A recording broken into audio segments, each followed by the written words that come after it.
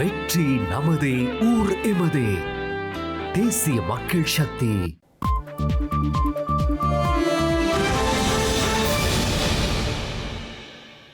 வணக்கம்.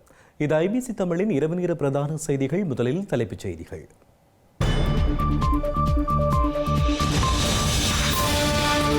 சுமந்திரன் ஒரு தமிழின துரோகி, ஆதாரங்களை வெளியிட்ட சிவமோகன்.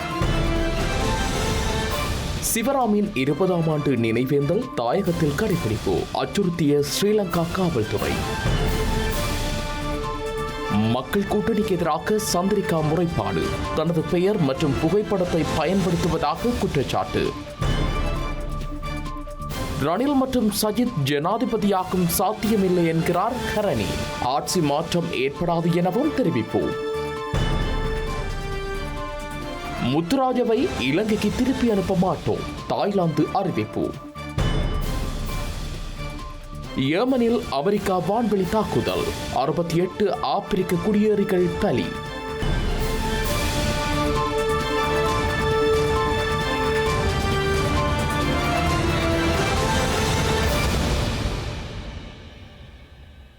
இனி விரிவான செய்திகள். இலங்கை தமிழரசு கட்சியின் பதில் பொதுச் செயலாளர் எம் ஏ சுமந்திரன் தமிழின துரோகி என்பதற்கான ஆதாரங்களை அந்த கட்சியின் முன்னாள் நாடாளுமன்ற உறுப்பினர் சி சிவமோகன் ஆதாரங்களோடு முன்வைத்துள்ளார். எம் ஏ சுமந்திரனின் இவ்வாறான செயற்பாடுகளால் மட்டுமே தமிழரசு கட்சி வீழ்ச்சியடைந்துள்ளதாகவும் வவுனியாவில் இடம்பெற்ற ஊடக சந்திப்பில் முன்னாள் நாடாளுமன்ற உறுப்பினர் சிவமோகன் தெரிவித்துள்ளார். சம்பந்தன் ஐயாவை தனக்கு பதவி தருவாருன்னு நினைச்சு கொண்டிருந்த கிடைக்காது என்றது தெரிஞ்ச உடனே அவரை உடனே வெளியேற்றுவதற்கு இவர் கதைக்கிறார். அப்ப இவர் கட்சியில இது நான் கதைக்க இல்லை, அவரே கதைச்சு இதுல எவிடன்ஸோட கிடக்கு. அல்லது அவன்கிட்ட தான் போய் கேட்கணும், பேப்பர்காரன்கிட்ட போய் இது நீ ஏண்டா போட்ட, நீ எந்த போட்ட, சரியா? அப்ப ஒரு முதுமையில இருக்கிற ஒரு மனுஷனை அந்த கட்சியில இருந்த தலைவரை இப்படி சொன்னா நாளைக்கு எப்படி எங்கட மக்கள் தமிழரசு கட்சிக்கு பின்னால விசுவாசம்? அவர் புலிகளின் பலவந்த ஆட்சேர்ப்பையும் அரசு விசாரிக்க வரும். காட்டி கொடுக்குறானோ இல்லையோ, காட்டி கொடுக்கும் ஒருவர், எங்கட இனத்தை காட்டி கொடுக்கும் ஒருவர். புலி பலவந்தமா ஆட்சேபித்தோ இல்லையோன்றது அது எங்கட இனத்தோட சேர்ந்தது.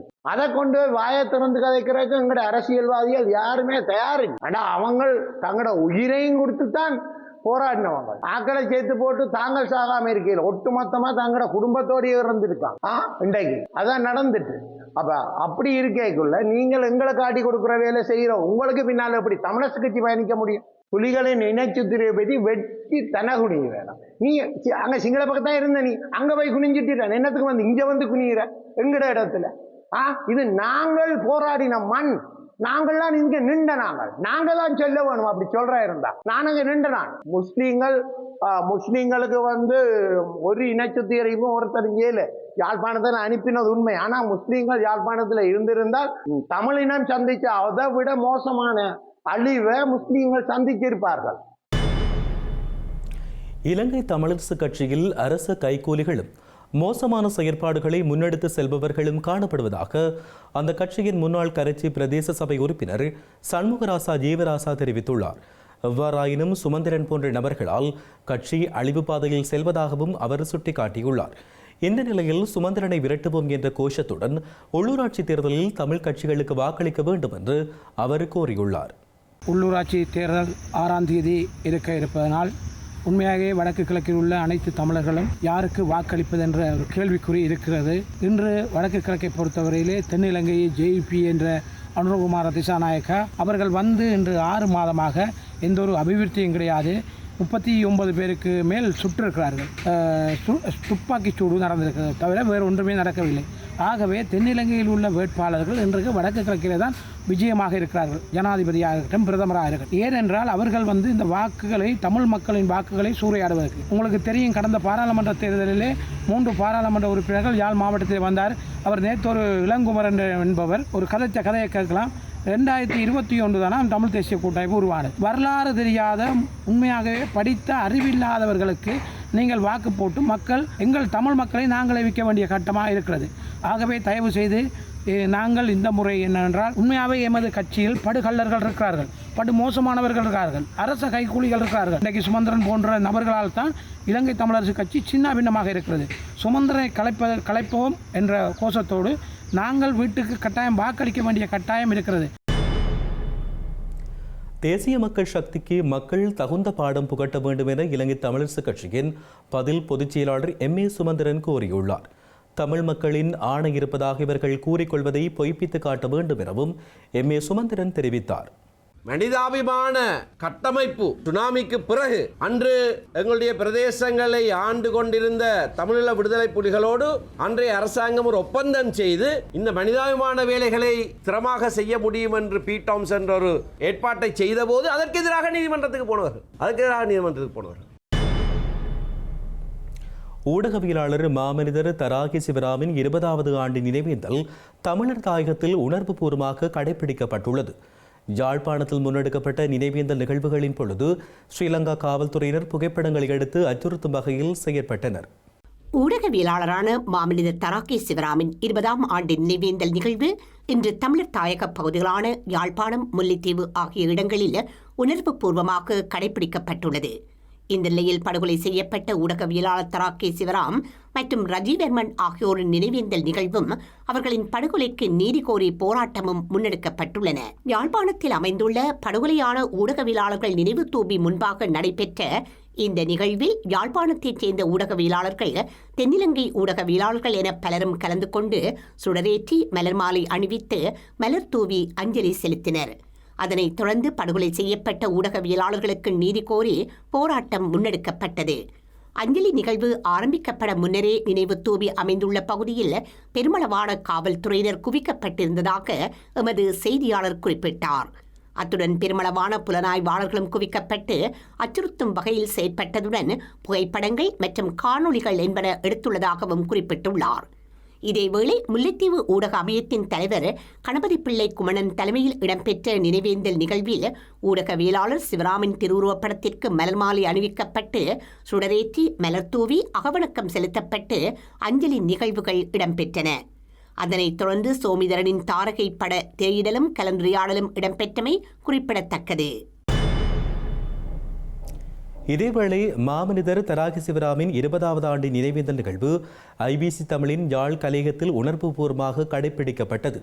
சிவராமின் திருவுருவப் படத்திற்கு மலர் மாலை அணிவிக்கப்பட்டு சுடரேற்றி மலர் தூவி அகவணக்கம் செலுத்தப்பட்டு அஞ்சலி நிகழ்வுகள் இடம்பெற்றன.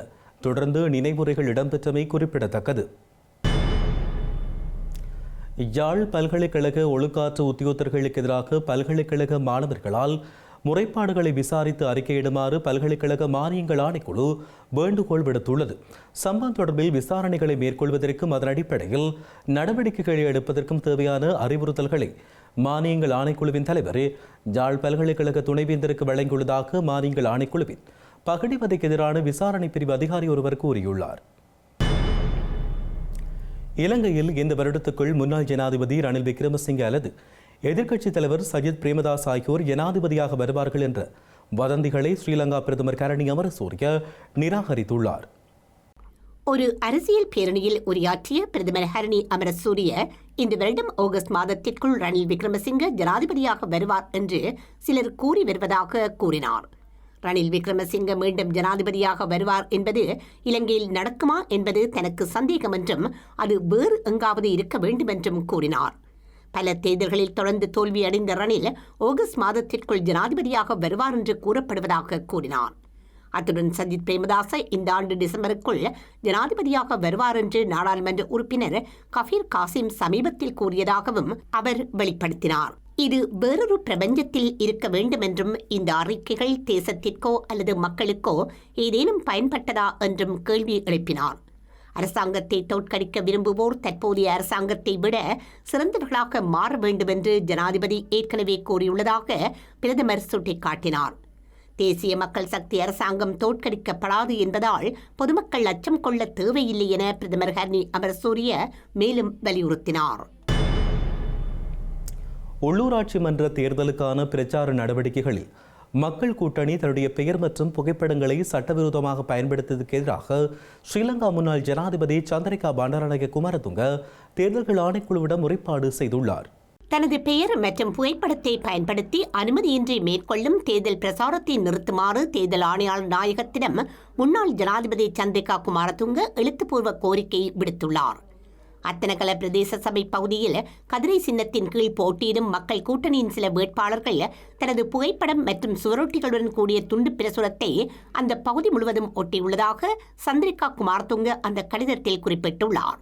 அத்தகைய துண்டு பிரசுரத்தை விநியோகிக்கவோ அல்லது சுவரொட்டிகளை அச்சிடவோ எந்த அனுமதியும் வழங்கப்படவில்லை என கூறிய அவர், அத்தனகல மற்றும் பிற பகுதிகளில் கதிரை சின்னத்தின் கீழ் போட்டியிடும் வேட்பாளர்கள் விளம்பர நோக்கங்களுக்காக தனது பெயர் அல்லது புகைப்படத்தை பயன்படுத்த வேண்டாம் என்றும் கூறியுள்ளார். இந்த நடவடிக்கையை நிறுத்தி தேவையான நடவடிக்கை எடுக்குமாறு அந்த கூட்டணி தலைவர்களுக்கு உடனடியாக தெரிவிக்குமாறு முன்னாள் ஜனாதிபதி தேர்தல்கள் ஆணையாளர் நாயகத்திடம் கோரிக்கை விடுத்துள்ளார். இலங்கையில் பொரளஸ் கமுவ பகுதியில் கடந்த 2008ஆம் ஆண்டு நடந்த தற்கொலை குண்டு தாக்குதல் தொடர்பான வழக்கில் ஸ்ரீலங்காவின் முன்னாள் ஜனாதிபதி மைத்ரிபால சிறிசேன சாட்சியம் வழங்கியுள்ளார். குறித்த வழக்கில் முதல் சாட்சியாக பெயரிடப்பட்ட முன்னாள் ஜனாதிபதி மைத்ரிபால சிறிசேன இன்று கொழும்பு மேல் நீதிமன்றத்தில் முன்னிலையாகி சாட்சியம் அளித்துள்ளார். 2008ஆம் ஆண்டு அக்டோபர் 10ஆம் தேதி பொரளஸ் கமுவ பகுதியில் அப்போதைய விவசாய அமைச்சராக பதவியில் இருந்த மைத்ரிபால சிறிசேனவை கொலை செய்யும் நோக்கில் தற்கொலை குண்டு தாக்குதல் நடத்தப்பட்டது. இந்த தாக்குதலுக்கு உதவியதாக 2 நபர்களுக்கு எதிராக சட்டமா அதிபரால் வழக்கு தாக்கல் செய்யப்பட்டுள்ளது. இந்த வழக்கு இன்று கொழும்பு மேல் நீதிமன்றத்தில் விசாரணைக்கு எடுத்துக் கொள்ளப்பட்ட போது இந்த வழக்கின் முதலாவது சாட்சியாளராக பெயரிடப்பட்டுள்ள மைத்ரிபால சிறிசேன சாட்சியம் அளித்துள்ளமை குறிப்பிடத்தக்கது. ஸ்ரீலங்காவின் முன்னாள் ஜனாதிபதி ரணில் விக்ரமசிங்க 3 மணி நேர வாக்குமூலம் பதிவு செய்த பிற்பாடு லஞ்ச ஒழிப்பு ஆணைக்குழுவில் இருந்து இன்று வெளியேறியுள்ளார். ஊவா மாகாண முதலமைச்சராக இருந்த காலப்பகுதியில் பதுளை மாவட்ட நாடாளுமன்ற உறுப்பினர் சாமர சம்பத் தசநாயக்கவின் நிதி மோசடி வழக்கு தொடர்பாக வாக்குமூலம் அளிப்பதற்காகவே முன்னாள் ஜனாதிபதி ரணில் விக்ரமசிங்க லஞ்சம் ஊழல் விசாரணை ஆணைக்குழுவில் முன்னிலையாகி இருந்தார். வாக்குமூலத்தை பதிவு செய்த பின்னர் செய்தியாளர்களிடம் பேசிய முன்னாள் ஜனாதிபதியின் சட்டத்தரணி ரணில் விக்ரமசிங்க இன்று லஞ்ச ஒழிப்பு ஆணைக்குழுவில் 10 பக்க வாக்குமூலம் அளித்ததாக தெரிவித்தார். லஞ்ச ஒழிப்பு ஆணைக்குழு அதிகாரிகள் அவருடன் நல்லுறவுடன் ஈடுபட்டதாகவும் அவர் கூறினார். மருத்துவ சிகிச்சைக்காக மீண்டும் தாய்லாந்துக்கு கொண்டு செல்லப்பட்ட முத்துராஜா என்கின்ற ஜானியை இலங்கைக்கு திருப்பி அனுப்ப மாட்டோம் என தாய்லாந்து அரசு அறிவித்துள்ளது. 2001ஆம் ஆண்டு தாய்லாந்து அரச குடும்பத்தால் ஸ்ரீலங்காவின் முன்னாள் ஜனாதிபதி சந்திரிகா பண்டாரநாயக்க குமாரதுங்கவிற்கு பரிசாக முத்துராஜா யானை வழங்கப்பட்டது. இந்த யானையின் முன்னங்காலில் ஏற்பட்ட காயம் காரணமாக சிகிச்சை அளிப்பதற்காக 2023ஆம் ஆண்டு இலங்கையில் இருந்து தாய்லாந்துக்கு கொண்டு செல்லப்பட்டது. முத்துராஜா யானையை கொண்டு செல்வதற்காக ரஷ்யாவிலிருந்து விசேட விமானம் வரவழைக்கப்பட்டு யானை கொண்டு செல்லப்பட்டது. இந்த நிலையில் முத்துராஜா யானை தற்போது முழுமையாக குணமடைந்துள்ள நிலையில் தாய்லாந்து மன்னர் முத்துராஜாவை இலங்கைக்கு திருப்பி அனுப்புவதில்லை என்று முடிவு செய்துள்ளதாக கூறப்படுகின்றது. யாழ்ப்பாணம் நயனாதீவு இறங்குதுறையில் மணலேற்றி இறக்கும் தொழிலில் ஈடுபடும் இளைஞர்களுக்கு நீதி வேண்டி கவனஈர்ப்பு போராட்டம் ஒன்று முன்னெடுக்கப்பட்டுள்ளது. யாழ்ப்பாணம் நயனாதீவு மணலேற்றி இறக்கும் இறங்குதுறையில் தொழிலாளிகளுக்கும் தொழில் வழங்குனருக்கும் இடையே நேற்று முன்தினம் முரண்பாடு ஏற்பட்டிருந்தது. இந்த நிலையில் தொழிலாளி ஒருவர் காணாமற் போயிருந்தார். காவல் நிலையத்தில் இரு தரப்பினராலும் வழங்கப்பட்ட முறைப்பாட்டின் அடிப்படையில் தொழிலாளிகள் தரப்பைச் சேர்ந்த 8 பேர் ஊர்காவல்துறையினரால் கைது செய்யப்பட்டுள்ளனர். இந்நிலையில் காவல்துறையினர் பக்க சார்பாக நடப்பதாகவும் இதற்கான நீதி கோரியும் ஊர்காவல்துறை இறங்குதுறையில் கவனஈர்ப்பு போராட்டம் முன்னெடுக்கப்பட்டுள்ளது. இலங்கை போக்குவரத்து சபைக்கு சொந்தமான கிளிநொச்சி சாலைக்குரிய பேருந்தொன்று 2 பெயர் பலகைகளோடு பயணித்தமையால் குழப்ப நிலை ஏற்பட்டுள்ளது. இதனால் பயணிகள் அசௌகரியங்களுக்கு உள்ளாகுவதாக கவலை வெளியிட்டுள்ளனர். இலங்கை போக்குவரத்து சபையின் கிளிநொச்சி சாலைக்குரிய பேருந்து 2 பேர் பலகைகளுடன் பயணிகளை ஏற்றி வருகின்றது. வட்டக்கச்சிக்கு மாத்திரம் செல்லும் குறித்த பேருந்து வட்டக்கச்சி பேர் பலகையை மறைத்து அக்கறை பெற்று பேர் பலகையுடன் பயணிகளை ஏற்றிச் செல்கின்றது. குறித்த பேருந்தின் செயற்பாட்டினால் அதிகாலையில் வெளி மாவட்டங்களில் பணிபுரியும் அரசு மற்றும் தனியார் உத்தியோகத்தர்கள் அசௌகரியத்திற்கு உள்ளாகியுள்ளனர். இதனால் வேலைக்கு செல்வதில் காலதாமதம் ஏற்படுவதாகவும் தமது சொந்த விடுவிப்புக்கு பாதிப்பு ஏற்படுவதாகவும் உத்தியோகத்தர்கள் கவலை வெளியிட்டுள்ளனர். அத்துடன் மிகவும் குறைந்த வேகத்தில் செல்லும் குறித்த பேருந்து ஏனைன் வீதியில் வவுனியா வரை செல்லக்கூடிய பயணிகளை ஏற்றிச் செல்வதாகவும் தெரிவிக்கப்பட்டுள்ளது. குறித்த செயற்பாட்டினால் தனது சாலைக்கான வருமானத்தை அதிகப்படுத்தும் செயற்பாட்டினை பேருந்துகள் மேற்கொள்வதாக பயணிகள் விசனம் வெளியிட்டுள்ளனர். யாழ்ப்பாணம் வட்டுக்கோட்டை இந்து கல்லூரியிலிருந்து 40க்கும் அதிகமான மாணவர்கள் இலங்கையில் உள்ள பல்வேறு பல்கலைக்கழகங்களுக்கு தெரிவாகி வருவதாக பாடசாலையின் பதில் அதிபர் மதனி தில்லைச்செல்வன் தெரிவித்துள்ளார். பாடசாலையின் 2024ஆம் ஆண்டுக்கான உயர்தர பரீட்சை பெறுபவர்கள் தொடர்பில் கருத்து தெரிவித்த போதே பாடசாலையின் பதில் அதிபர் மதனி தில்லைச்செல்வம் இவ்வாறு தெரிவித்தார். இம்முறை வெளியாகிய அந்த உயர்தர பரீட்சையில் நமது பாடசாலையில் 2 மாணவிகள் 3A சித்தியை பெற்று நமது பாடசாலைக்கு பெருமை சேர்த்து தந்திருக்கின்றார்கள். மற்ற மாணவர்களும் சிறந்த பெறுபவர்களை பெற்று நமது பாடசாலைக்கு பெருமையை சேர்த்து தர வேண்டும் என இறைவனை பிரார்த்திக்கின்றேன். அத்துடன் நமது பாடசாலை வலயத்தில் சிறந்த பெறுபவர்களை ஏலவல்ல பெறக்கூடிய ஒரு வண்ணவி பாடசாலையாக திகழ்ந்து வருகின்றது. வருடம் 40க்கும் மேற்பட்ட மாணவர்களை நமது பாடசாலையிலிருந்து இலங்கையின் பல்வேறு இடங்களில் இருக்கிற யூனிவர்சிட்டிகளுக்கும் அனுப்பி கொண்டிருக்கிறோம். அந்த வகையில் இனி வரும் காலங்களிலும் மாணவர்கள் இந்த பாடசாலையின் புகழை மேலும் உயர்த்துவதற்கு பாடுபட வேண்டும் என கேட்டுக்கொள்கின்றேன். முல்லைத்தீவு புதுக்குடியிருப்பில் இருந்து யாழ்ப்பாணம் நோக்கி முன்னெடுக்கப்பட்ட மரக்கடத்தல் ஒன்று முறியடிக்கப்பட்டுள்ளது. முல்லைத்தீவு புதுக்குடியிருப்பு பகுதியில் இருந்து A35 பிரதான வீதியினூடாக நேற்றைய தினம் யாழ்ப்பாணம் நோக்கி பயணித்த சிறிய ரக பார ஊர்தி ஒன்றில் மரக்கடத்தல் இடம்பெறுவதாக தருமபுர காவல்துறையினருக்கு தகவல் கிடைத்தது. கிடைக்கப்பெற்ற தகவலுக்கு அமைவாக தருமபுர காவல்துறையினர் நேற்றைய தினம் வீதி சோதனையை மேற்கொண்ட போது பெறுமதிமிக்க 12 முதிரை மரக்குத்திகளுடன் சாரதியும் கைது செய்யப்பட்டுள்ளார். கைது செய்யப்பட்ட சந்தேக நபரிடம் மேலதிக விசாரணைகளை காவல்துறையினர் முன்னெடுத்துள்ளனர். தமிழ்நாடு சட்டப்பேரவையில் அரச ஊழியர்களுக்காய் 9 அறிவிப்பை முதலமைச்சர் மு.க. ஸ்டாலின் வெளியிட்டுள்ளார். இதன்படி அரச ஊழியர்களுக்கு விசேட ஒதுக்கீடுகள் செய்யப்பட்டுள்ளன. அகில இந்திய அளவில் நம்ம தமிழ்நாடு பல வகைகளில் முதலிடத்தையும் முன்னோடி மாநிலமாகவும் திகழ்ந்து கொண்டிருக்கிறது. அரசு ஊழியர் மற்றும் ஆசிரியர் பெருமக்கள் அனைவரின் உழைப்பும் சீரிய பங்களிப்பும் இதுக்கு ஒரு முக்கிய காரணமாக அமைந்திருக்கிறது. அரசு நடைமுறைப்படுத்தி வரக்கூடிய நல்ல திட்டங்கள் யாருக்கும் விட்டு போகாம எல்லா மக்களையும் சென்றடைய பயனாற்றும் அரசு ஊழியர்கள் ஒவ்வொருவரையும் இந்த தருணத்தில் தமிழ்நாடு அரசின் சார்பிலையும் தனிப்பட்ட முறையிலும் பாராட்டி நான் வாழ்த்தி மகிழ்கிறேன். மாண்புமிகு பேரவைத் தலைவர் அவர்களே, தற்போது அரசு ஊழியர் நலன் கருதி அவங்களுக்காக 9 அறிவிப்புகளை தாங்கள் வாயிலாக வெளியிட விரும்புகிறேன். தலைவர் கலைஞர் பள்ளியில் அரசு ஊழியர்களுக்கு அரணா, அரசு ஊழியர்கள் நலனின் அக்கறை கொண்ட அரசா திராவிட மாடல் அரசு என்றும் தொடரும் தொடரும் தொடரும் என்று கூறி அமைகிறேன். ஹவுதிகளின் கட்டுப்பாட்டில் உள்ள வடமேற்கு ஜேமனில் உள்ள ஒரு தடுப்பு மையத்தின் மீது அமெரிக்கா நடத்திய வான்வழி தாக்குதலில் குறைந்தது 68 ஆப்பிரிக்க குடியேறிகள் கொல்லப்பட்டுள்ளதாக ஆயுத குழுவின் தொலைக்காட்சி சேவை தெரிவித்துள்ளது. யெமனின் வடக்கு மாகாணமான ஷாடாவில் ஆப்பிரிக்க குடியேறிகளை தடுத்து வைத்திருந்த தடுப்பு மையத்தின் மீது அமெரிக்கா தாக்குதல் நடத்தியுள்ளது. புலம்பெயர்ந்தோர் தடுப்பு மையம் தாக்கப்பட்ட போது 115 ஆப்பிரிக்கர்கள் அடைத்து வைக்கப்பட்டிருந்ததாக கூறப்படுகின்றது. அதில் 47 பேர் காயமடைந்துள்ளதாக ஆயுதக்குழுவின் தொலைக்காட்சி சேவை தெரிவித்துள்ளது. காயமடைந்தவர்களில் பெரும்பாலானோரின் நிலைமை கவலைக்கிடமாக உள்ளதாக கூறப்படுகின்றது. எவ்வாறாயினும் இந்த தாக்குதல் குறித்து அமெரிக்க ராணுவத்திடமிருந்து எந்த கருத்தும் வெளியாகவில்லை. மார்ச் 15ஆம் தேதி ஹவுதிகளுக்கு எதிரான வான்வழி தாக்குதலை தீவிரப்படுத்த ஜனாதிபதி டொனால்ட் ட்ரம்ப் உத்தரவிட்டதில் இருந்து அமெரிக்க படைகள் 800க்கும் மேற்பட்ட இலக்குகளை தாக்கியதாக அறிவித்த சில மணி நேரங்களுக்கு பின்னர் இந்த தாக்குதல் நடத்தப்பட்டுள்ளது. அமெரிக்காவின் இந்த தாக்குதல்களில் 100கணக்கான ஹவுதி போராளிகளும் ஏராளமான ஹவுதி தலைவர்களும் கொல்லப்பட்டதாக கூறப்படுகின்றது. செய்திகளின் நிறைவாக இனி மீண்டும் தலைப்புச் செய்திகள்.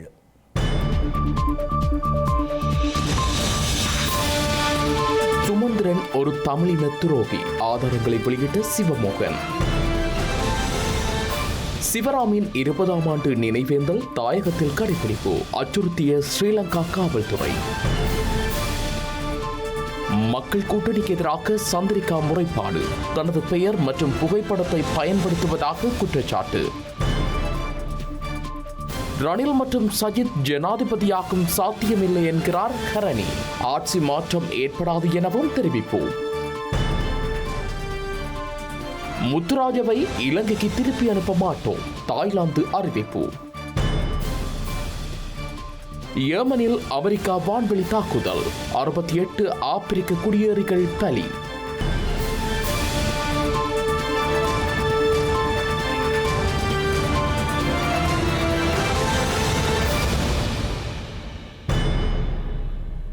இத்துடன் ஐபிசி தமிழின் இன்றைய இரவு நேர பிரதான செய்திகள் நிறைவடைகின்றன.